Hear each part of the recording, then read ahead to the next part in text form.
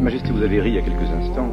Je vous pose quand même la question, pourquoi accepter l'autodétermination sur le problème des Palestiniens, pas accepter l'autodétermination sur le problème des Sahraouis? Si la France disait demain est derrière l'Europe, il faut que les Sahraouis s'autodéterminent.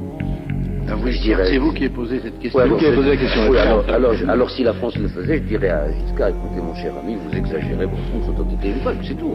Non, le problème n'est pas là. Justement, j'ai fait en sorte que vous me posiez la question. Parce qu'on ne peut pas comparer 6 millions d'individus hyper développés intellectuellement. C'est là où l'analphabétisme est, d'après l'UNESCO, le moins existant. D'abord, ils sont alphabétisés à 99, quelque chose. Ingénieurs, médecins, chercheurs, prix Nobel. Avec, ils étaient 70 000, j'en ai 45 000.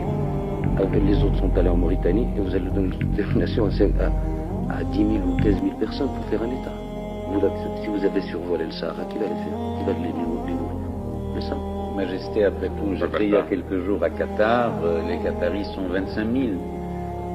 Les Bahreïnis sont un peu plus nombreux, mais pas tellement nombreux. Oui, mais ils ont toujours constitué une entité.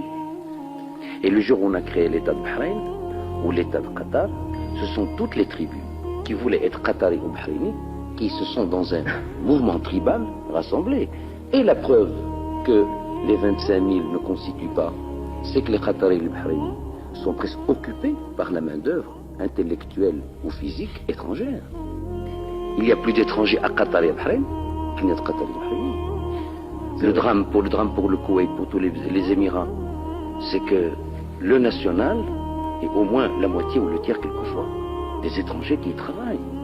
Et vous appelez, alors là, je crains la déstabilisation.